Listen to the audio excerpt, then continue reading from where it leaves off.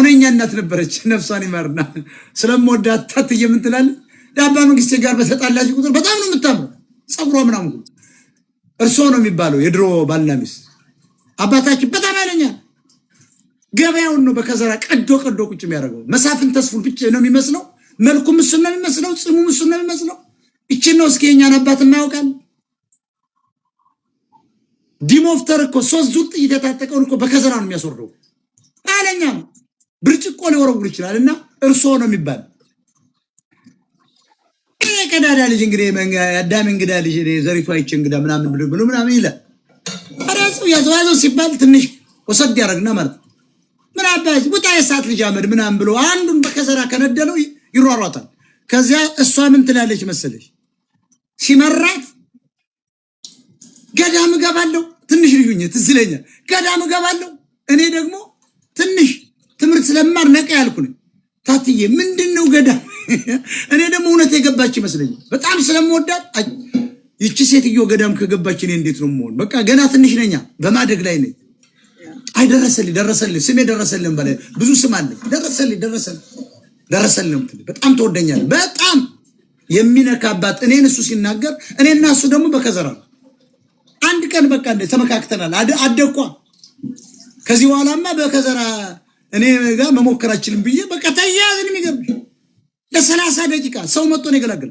ጠመንጃ ተተኩሶ ማለት ሰፈር መጥቶ ተያይዘን ኃይለኛ ነው እኔም ኃይለኛ ነኝ በጣም ሰይጣን ነኝ ይሄ አንገቱን አንቄ አጭር ነው በቃ ከያዘሽ አንዴ አንገትሽን ካለ ቁጭ ነው የሚያደርግሽ ስለማውቀው ያስኩት ያኔ ደግሞ ሰው አይጥለኝም አየሽ ወረምሳል ብሪጅስቶን ያስኩት አቃቶ የሚገርምሽ ስራ ይሰራላ አቃቶ አረረረረረ ከዚያ ሊያጠፋኝ ነው እንብለቀው እንደሚያጠፋኛው ቃል አለቅም ነው አረ ተጋደሉ ወንድማችን እዛ ደግሞ ማይካ ክላሽ ነበሩ ደብቆ ያን ይዞ መራ አተረሸክሸክ ልቀቀው እሱን አንገቱን ደፍቅ ያስገባው በለው ሌላኛው ደግሞ የተባረው ወንድማችን ማለት አለባ ተባልኩና ታስሬ ለአምስት ለስድስት ሰፈር ሁሉ ተመልከች አንድ ሰው ያስርሽማ እኔን አንድ ሰው ያስረኝ አምስት ሰው ራሱ ያስረኝ የሰፈር ጎረምሳ መጥቶ ወስዶ ግራር አለ ብታምኝም ባታምኝም በገመድ ታሰሩ እርጩት ምናምን እየተባለ ቀስቃስታው እየመጣ ምናምን አረም በልቼዚያ ግራር ስር አደርኩ ብለሽ ታምኛለሽ ጅቡሎ ወደዚያ ያለ ሲል ካውናውን እንቅልፍ ከወሰደኝ ባቴን ቦጭቆኝ ሄደ እያልኩ ይኸውልሽ እና እሷ ምን ትላለች ሲጣሉ ትዝ ይለኛል በኔ ነው የሚጣሉ ባይዞ አትንካው ነው በጣም የምትወደኝ እሱ ደግሞ ይሄን ነው ወደ ላይ ጠቃጠገብሽው በጎመንና ሽሮ በካልቾ ቢመታለ የባ ጎመን የመኳንንት ምግቡ ነው ምን አባቱ ነው በግመል ስትባይ ነው ያለ ድማ ታውቂያለሽ ብሪጅ ኦኬ ጓሮ ያለ እዚያ ከተማ ነው የኛ ባይዞና ጓሮ በጣም በቆሎ አለ ቆርጠ በቆሎ አምጣ እኮ አልሄድም ነው አተመልከች እሸት ቆርጣ አምጣ እስኪ አልሄድም እሄዳለሁ እያልኩ ጸጥ ነው ያኔ ይበሳጫል ምን አባትክ ነው የደማታመጣ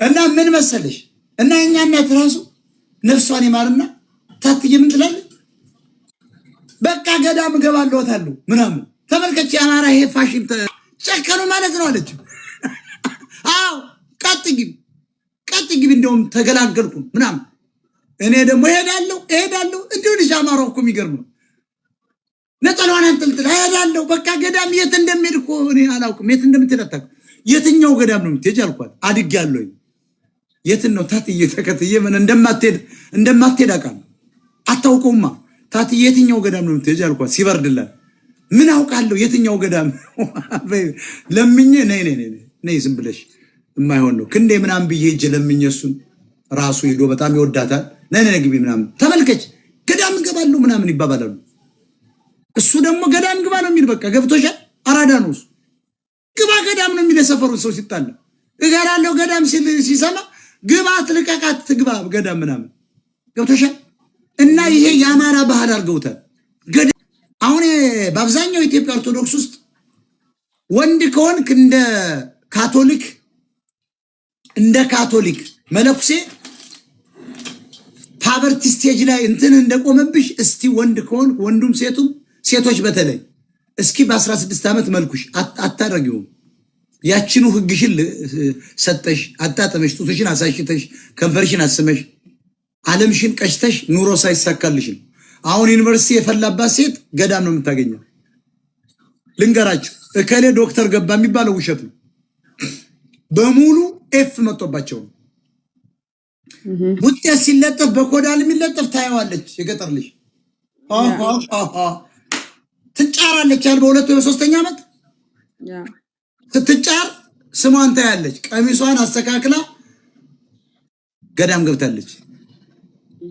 የት ቀረሽ ተብሎ በአመት በሁለት ዓመቱ ቢጫዋን ለብሳልሽ መረኮሱ እግዚኦ እግዚኦ እግዚኦ እግዚኦ እግዚኦ እግዚአብሔርን ተቀበልሽ አይደላንችማ እናቴ ስታምር ደግሞ ታውቂያለሽ። የአማራ ሴት ደግሞ ቆንጆ ነው።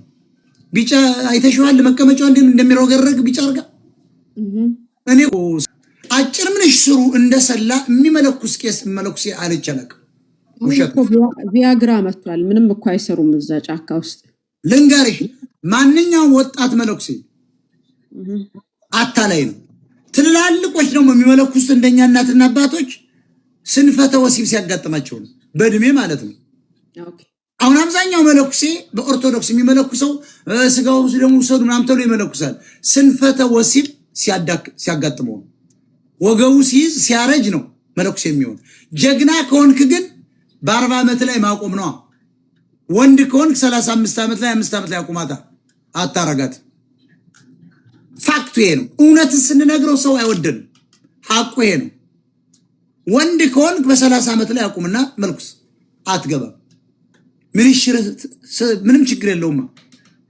ሙሻዘሩ ገና አልረገፈም። ዓለም የጸለይክ ኦርቶዶክስ እንዴት ነው ቢጫ ለብሰህ ራበኝ የምትለኝ? ነግሬሃለሁ እኮ ቀድሜ። ለነገሩ ሽማግሌዎችን አልቃወምም። የኛው ሰዎች ናቸው ይረዱ። ትሰራታለህ፣ እንደ ግብጽ መለኩሴ ትሰራታለህ፣ ታለማታለህ፣ ግሪን ታረጋታለህ። በአብዛኛው የኢትዮጵያ ገዳም ግሪን ነው። ውሃ አለው ምን አለው። የሚሰራው ከውሃ አካባቢ ነው። ካሮት መተከል ይችላል። ጥቅል እንትን መሬትን ቆፍረ ራሱ በማሽን ፓምፕ እያረክ ማልማት አለብን።